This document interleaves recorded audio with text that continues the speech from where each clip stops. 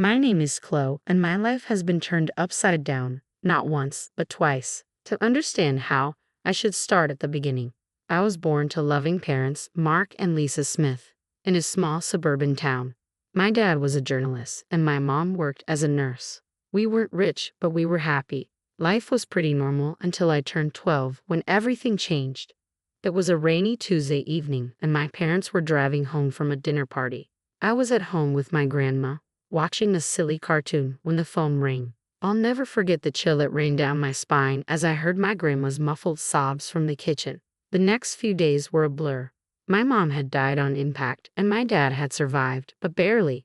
When I finally saw him in the hospital, he was a shadow of the man I had known. His legs were crushed, and the doctors said he would never walk again. "Chloe," he croaked, reaching for my hand. "I'm so sorry, sweetie. I'm so sorry." I didn't understand why he was apologizing. It wasn't his fault. A drunk driver had crashed into their car. But as I grew older, I realized he was apologizing for what our lives had become, the struggles we would face, the mother I had lost, and the father he thought he could no longer be. Despite it all, my dad, Mark Smith, was stronger than he gave himself credit for. Once he was out of the hospital and settled into his wheelchair, he threw himself into his work. He had always been a talented writer, and now he channeled all his energy into his job as an editor at the city's major newspaper. As I entered my teens, Dad made sure I had everything I needed. He encouraged me to join clubs, make friends, and have as normal a life as possible. But the truth was, I preferred spending time with him.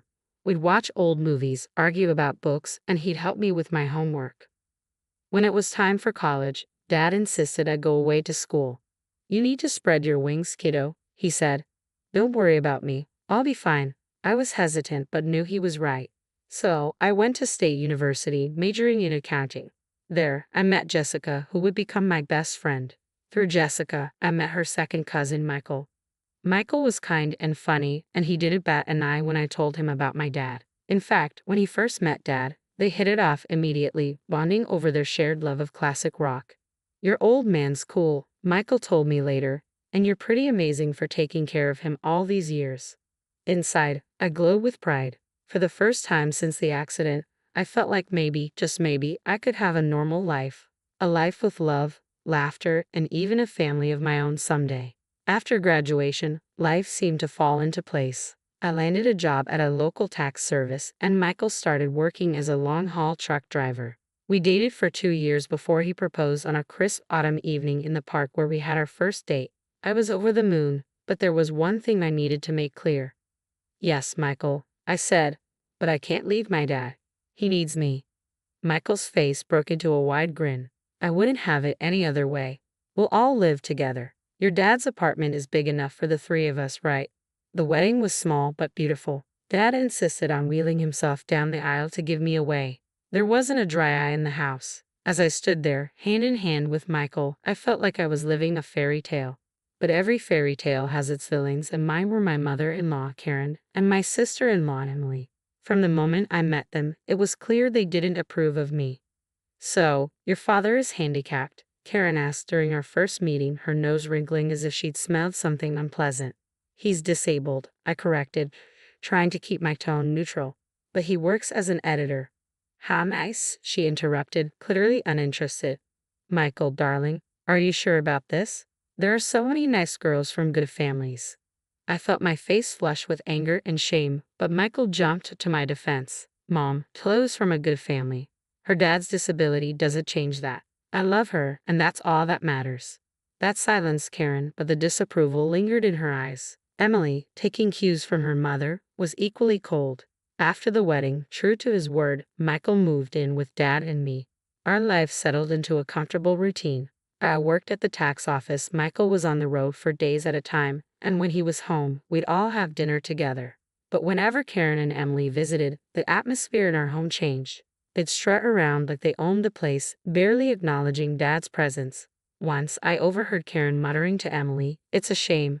Michael could have done so much better. Now he's stuck with this girl and her crippled father. What if they have children? Can you imagine the genes?" I was furious but bit my tongue for Michael's sake. I tried to keep the peace, but it was getting harder and harder. One evening, after a particularly tense visit from Karen and Emily, I broke down in tears, feeling utterly overwhelmed. Michael found me in our bedroom, sobbing uncontrollably. Hey, hey, he said softly, pulling me into his arms. What's wrong? Between hiccuping breaths, I managed to say, It's your mom and sister. They hate me. They think I'm not good enough for you because of Dad. Michael's expression hardened. That's ridiculous. You and your dad are my family now. If they can't accept that, it's their problem, not ours. His words provided some comfort, but I couldn't shake the feeling that this was just the beginning of our troubles with Karen and Emily. As the months passed, Michael's trucking business began to flourish. He was constantly on the road, crisscrossing the country in his big rig. I missed him terribly when he was gone, but I threw myself into my work at the tax office and spent my evenings keeping Dad company. One crisp autumn evening, while I was helping Dad into bed, Michael called. His voice crackled with excitement over the phone. Chloe, I've been thinking, he said. How would you feel about buying a townhouse? It would be easier for your dad to move around in a wheelchair, and he could spend more time outside. Plus, you could have a garden, something to keep you busy when I'm on the road. The more he spoke, the more I warmed to the idea. I glanced at Dad, who was pretending not to eavesdrop. What do you think, Dad? I asked, putting the phone on speaker. Dad's eyes lit up. A garden would be nice, he admitted, and it would be easier to get outside. That settled it. Over the next few weeks, we threw ourselves into house hunting. We finally found the perfect place, a spacious townhouse with wide doorways, a roll-in shower for Dad, and a beautiful backyard. Taking out a mortgage was daunting, but with Michael's income, my salary, and the rent from Dad's old apartment, we managed to make it work. We moved in on a sunny spring Saturday, and I'll never forget the look on Dad's face as he wheeled himself out onto our new patio. This is perfect, sweetie, he said, his eyes moist with gratitude. Thank you. The next few months were idyllic. We settled in, making the place our own. I planted a small vegetable garden, and Dad would sit outside for hours, soaking up the sun and fresh air. Then came the housewarming party. We invited friends, colleagues, and yes, Karen and Emily. The party was in full swing when they arrived, fashionably late as usual. They sauntered in, eyeing everything with barely concealed envy. As we moved through the house, I could see the wheels turning in Karen's mind. When we reached the master bedroom, she turned to me with a sly smile. You know, Chloe, she said, her voice low, this would be perfect for Michael and me. Why don't you send your father to a nursing home so I can move in here? I felt as though I'd been slapped. Excuse me. Oh, don't look so shocked, Karen continued. Your father isn't well. He's not a whole person anymore, is he? He doesn't need all this luxury. A nursing home would be more than enough for someone in his condition. Before I could respond, Karen marched out to the patio where Dad was chatting with some guests. To my horror, she grabbed the handles of his wheelchair and began pushing him towards the driveway. I shouted, running after Karen. What are you doing? If he won't go to a nursing home, he can stay outside. Karen smirked. That's what you wanted, isn't it? For him to be outdoors? I was shaking with rage and disbelief. Thankfully, Michael had heard the commotion and came running, his face red with anger at what his mother was doing. Mom, he bellowed. What the hell are you doing? Let go of Mark's chair right now. Karen looked taken aback by Michael's tone. But honey, I don't want to hear it. Michael cut her off sharply. You and Emily need to leave, now. After Karen and Emily left, Michael apologized profusely to Dad and me. I'm so sorry, he said, his voice breaking. I had no idea she would. I'm just so sorry. Dad reached out and patted Michael's hand. It's not your fault, son. Some people just can't understand. Life eventually settled into a new rhythm after the housewarming incident. Karen and Emily kept their distance, which suited me just fine. Michael threw himself into his work, taking on more long-haul routes to help cover our new mortgage. I split my time between my job at the tax office, tending to our home, and caring for Dad. 2 years passed in the blink of an eye.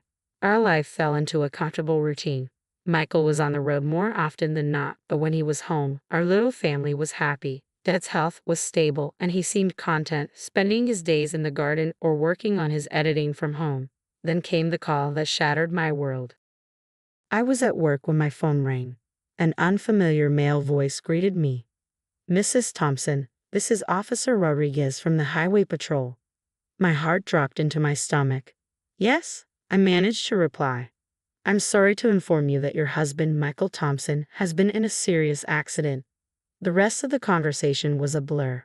Words like head-on collision and didn't make it floated around me, but I couldn't process them. It wasn't until I heard myself thanking the officer and hanging up that reality began to sink in. Michael was gone. The next week passed in a haze of grief and disbelief. I moved through the motions of planning the funeral like a robot, barely able to grasp what was happening.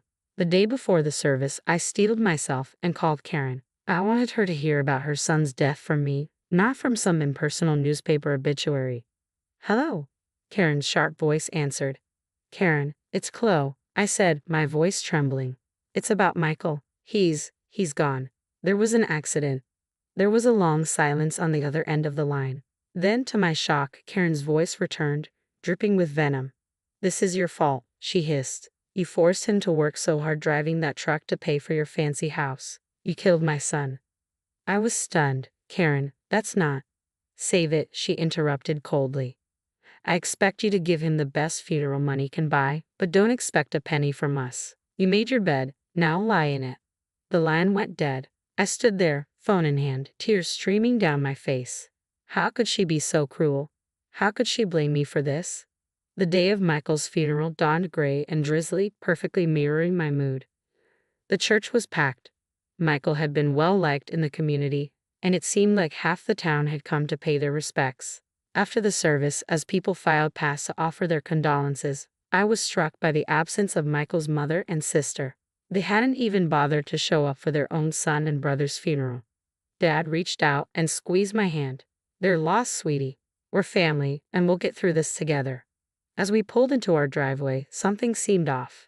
The lights were on in the house, which was strange because I was sure I turned everything off before we left. "Did you leave any lights on, Dad?" I asked, frowning. He shook his head. "No, I don't think so." As we got closer, I could see movement inside the house. My heart started racing.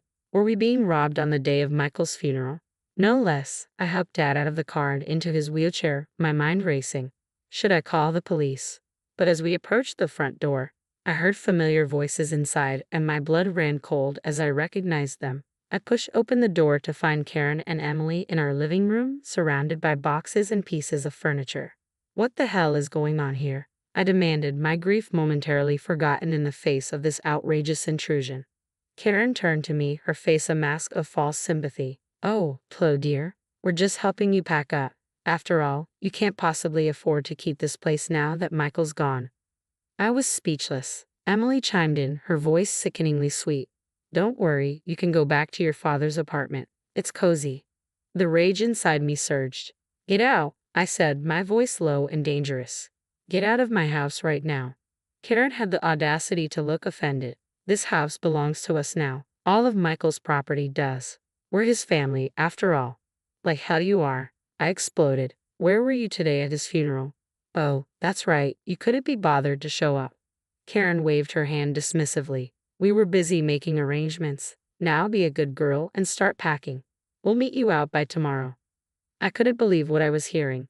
These women hadn't shed a tear for Michael, hadn't even attended his funeral, and now they were trying to kick us out of our home. "I'm calling the police," I said, pulling out my phone. Karen and Emily exchanged worried glances, clearly not expecting me to fight back. "Now, Chloe," Karen began, but I cut her off. "No, you have exactly 5 minutes to get out of my house before I call the cops. This is my home. Michael and I bought it together. You have no right to be here." Maybe it was the steel in my voice or the fire in my eyes, but Karen and Emily finally seemed to realize they'd gone too far. They gathered their things and left, but not before Karen turned to me with a sneer. "This isn't over, Chloe. You'll be hearing from our lawyers." The days following Michael's funeral were a blur of grief, anxiety, and paperwork. I threw myself into sorting out Michael's affairs, driven both by a need to stay busy and by a fear that Karen and Emily might try to claim what wasn't rightfully theirs. A week after the funeral, my heart raced when I received a call from a local law firm. I braced myself, expecting it to be Karen following through on her legal threats. "Mrs. Thompson," a crisp, professional voice asked. "This is James Anderson from Anderson and Partners. I'm calling regarding your late husband's will." A glimmer of hope sparked within me. "His will? I didn't even know he had one." "Yes, ma'am," Mr. Anderson continued. "Mr. Thompson came to see us about 6 months ago. He asked that we contact you in the event of his passing." I scheduled an appointment for the next day, my mind racing with questions. Why hadn't Michael mentioned this? What did it mean? The following morning, I wheeled Dad into Mr. Anderson's office. The lawyer greeted us warmly, his kind eyes crinkling at the corners. Mrs. Thompson, Mr. Smith, thank you for coming in, he said, gesturing for us to sit near his desk. I'm very sorry for your loss. Mr. Anderson opened a file on his desk. As I mentioned on the phone, your husband came to see us to draft his will. He was very clear about his wishes. I held my breath as Mr. Anderson began to read. I, Michael Thompson, being of sound mind, do hereby bequeath all my worldly possessions to my beloved wife, Cho Thompson. I gasped, and Dad's grip on my hand tightened. Mr. Anderson continued, this includes our home, my truck, and all our savings. It is my wish that she'll use these resources to care for herself and her father, Mark Smith, whom I have come to love as my own. Tears streamed down my face. Even from beyond the grave, Michael was looking out for us. There's more, Mr. Anderson said gently. Mr. Thompson also left a letter for you. He handed me an envelope. With trembling hands, I opened it and began to read. My dearest Chloe, the letter began, if you're reading this, it means I'm gone. I'm so sorry for leaving you and Mark. Please know that you two were the best thing that ever happened to me. I made this will because I knew how my mother and sister can be. I didn't want to worry you, but I needed to make sure you and Mark were protected if anything happened to me. You're my real family, Chloe. You and Mark, not them. Take care of each other. Live your lives to the fullest and know that I'll always be watching over you. All my love, Michael. The words were a balm to my aching heart, a final act of love from Michael, assuring us that we were never alone. I clutched the letter to my chest, tears streaming down my face. Dad, too, was crying, his weathered hand gently patting my arm in silent support. Mr. Anderson gave us a moment to collect ourselves before speaking again. Mrs. Thompson, there's one more thing, he began. Your husband's truck was insured. Given the circumstances of the accident, the insurance company will be paying out the full value of the policy. I looked up, sniffling. What does that mean? It means, Mr. Anderson said with a reassuring smile, that you'll be receiving a substantial sum, enough to pay off your mortgage and then some. As we left the lawyer's office, I felt a tremendous weight lift from my shoulders. We were going to be okay. Michael had made sure of it. When we pulled into our driveway, I noticed a familiar car parked on the street. My heart sank as I recognized Karen's sleek sedan. Oh no, I muttered. What now? Sure enough, Karen and Emily were waiting on our front porch. But this time, I wasn't afraid. With Michael's letter in my pocket and his love in my heart, I felt a newfound strength. Chloe, Karen began, her voice dripping with false sweetness. We need to talk about Michael's estate. I stood tall, meeting her gaze unwaveringly. No, Karen, I said firmly, we don't. Michael left everything to me. It's all legal and official. And do you want to know why? Because we were his real family, not you. Now, please leave. You're trespassing on my property. For once, Karen was left speechless. Emily tugged at her arm, whispering urgently.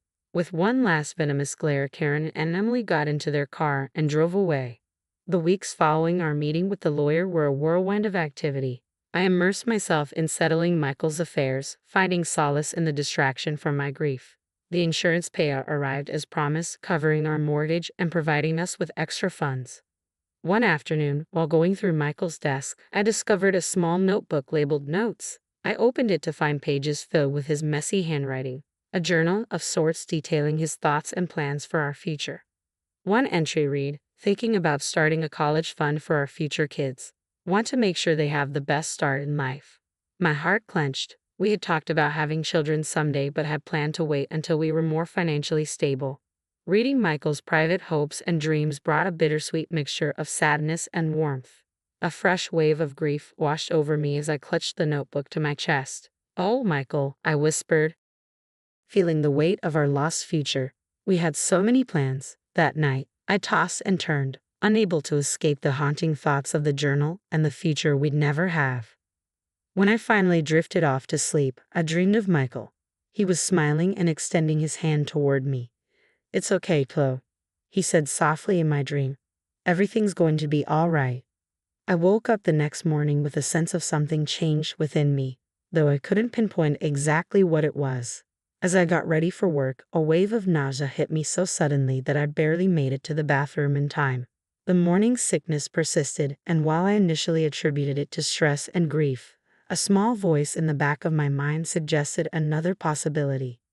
After a week of enduring this unsettling nausea, I found myself standing in the pharmacy aisle, staring at pregnancy tests with trembling hands. I bought one and hurried home, the 3 minutes I waited for the result feeling like an eternity. When I finally looked at the test, I saw two clear blue lines. I sank to the bathroom floor, overwhelmed by a whirlwind of emotions: joy, fear, grief, hope, all swirling together in a dizzying cocktail. "Chloe." Dad's voice came through the door. "Everything okay in there?" I opened the door, tears streaming down my face. Dad's expression shifted from concern to alarm. "What's wrong, sweetie?" he asked. I held up the test, my hand shaking. "I'm pregnant, Dad." I fell into his arms, sobbing. He held me close, stroking my hair as he used to when I was a little girl. "It's okay," he murmured. "It's going to be okay. You're not alone, Chloe. This baby is a gift, a piece of Michael that will live on." His words struck a chord deep within me. The baby was a part of Michael, a continuation of our love. The fear began to recede, replaced by a fierce determination. "You're right," I said, wiping my eyes. "This baby is a gift, and we're going to be okay." Dad smiled, his eyes crinkling at the corners. "That's my girl. Now let's get you something to eat. You're eating for two now." As we made our way to the kitchen, a sense of hope bloomed in my chest. The road ahead would be challenging, but with my father by my side and Michael's child growing inside me, I knew we could face anything. As my belly grew, I found strength I never knew I had. Dad was my rock, always there with a kind word or a helping hand. We settled into a new routine, eagerly anticipating the arrival of the newest member of our family. One sunny afternoon, while tending to the garden that Dad and I had planted together, I heard a car pull up. My heart sank as I recognized Karen Seddon. What could they possibly want now? I made my way to the front of the house, one hand instinctively cradling my swollen belly. Karen and Emily stood on our porch, looking uncomfortable and slightly desperate.